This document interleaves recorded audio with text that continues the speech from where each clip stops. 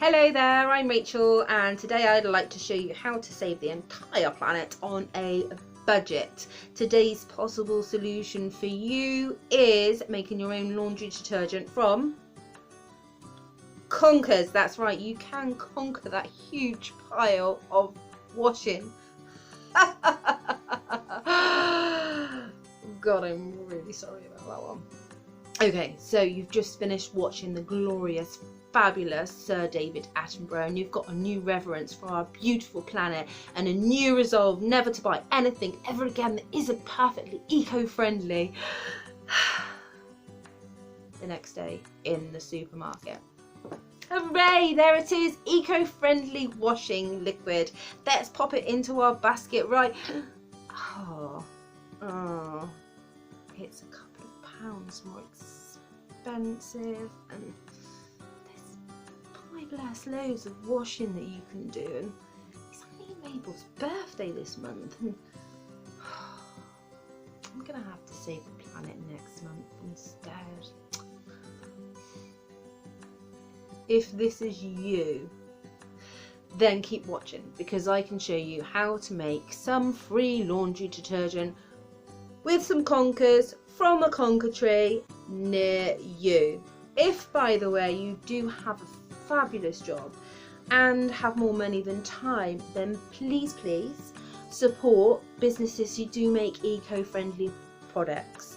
Eco-friendly products are more expensive to produce, but you will have that peace of mind that you are doing the right thing for the future of our planet and all of its inhabitants.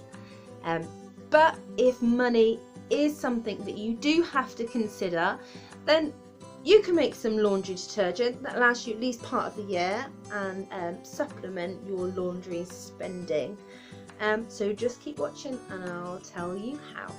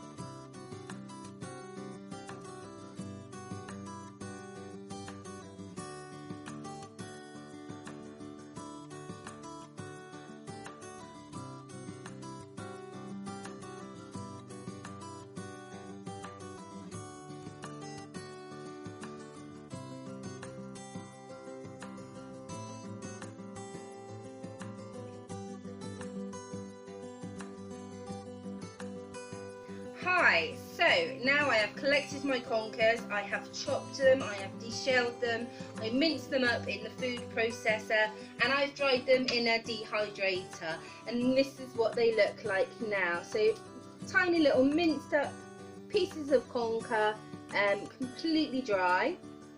So now I just need to pop these into a jar for storage. Slip that in there. So keep the lid on the jar to stop any moisture from your kitchen going into the jar. You don't want to undo all that hard work of drying them out in the first place. The reason why they do need to be dried out is because if there is any water left in there, then it will start to develop mould and bacteria, and that's really no way to wash your clothes. We all have different needs with our washing. We all like to do washing in different ways. So I tend to do 1 or 2 loads a day, so I use a jar like this. But you might find that too hard work. You might think, well, I'd rather just make a whole week's worth in one go. You can do that, that's not a problem. But as soon as it's cooled down, you need to pop it into the fridge, because obviously you've introduced water now, so they'll mould and bacteria can multiply in this once there's water in there. So pop it in the fridge and keep it in the fridge until you've used it up. It'll probably stay in the fridge for a week. To double whammy it, you could pop some soda crystals in there as well while the water is still warm to dissolve in the water. That will change the pH of it and give it a pH of around about 10, and it's really difficult for bacteria and mould to grow in that pH range. Okay, so I'm going to go back to my routine, which is to use this jar. This jar, it was a sauce jar. I think it's a 500-gram jar. I use a 1/3 teaspoon cup. Pop those into the jar. And then you just have to top that up with hot water from your kettle.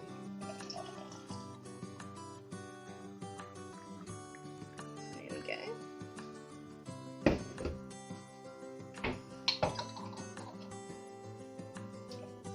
So you can already see that the water is turning yellow. That is the saponins from the Conkers. Saponin, the name actually came from the Latin word sapo, which means soap or substance which lavas in water. So there you go, that's a very interesting fact for you. But that's what we're doing, is we're trying to get in the saponins from the Conkers into the water so that can then wash our washing. So I'll show you this one. I did this around about an hour ago, so you can see how much mistier it is. And if I give this a shake, there, you can see the bubbles from the saponins in the top. So that will wash your clothes beautifully. I wanted to also show you this one. This is more concentrated version. So this one I left the Conkers in the water all night. I've drained them out now, but I left them in the water overnight, and I also added a couple of dessert spoons of lavender which came out of my garden, just to give it a nice fresh scent. And you can see when I shake this one up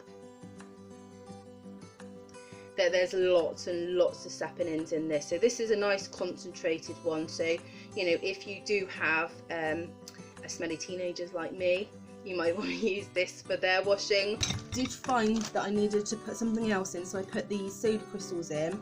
I live in a hard water area, so this soda crystals soften the water up, but they're also really good for grease and stains and things like that. I use about 3 tablespoons per wash, but if you live in a softer water area, you probably use less. And also it helps with things like lime scale in your washing machine and things like that. So it's really cheap. It's about £1 for a kilogram, so, and that lasts quite a long time. So, and environmental wise, it's a mineral which is found naturally, and it's biodegradable as well. So there's no impact environmentally. So that's what I use to give the wash a boost. But you don't need any softener at all. There you have it. Now you have left them in there for a certain amount of time, and you're happy with the concentration of your washing liquid. Drain the Conkers by popping it through a sieve and catching liquid into a jug or anything else. Conkers can go then into your compost heap if you want them to. And there you have it. You have your washing liquid.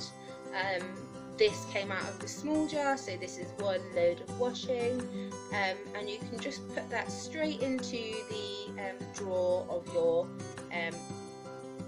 washing machine, the same place as where you put any other liquid or powder, and that will wash your clothes beautifully. So like I said earlier, you can experiment and do some extra little pieces.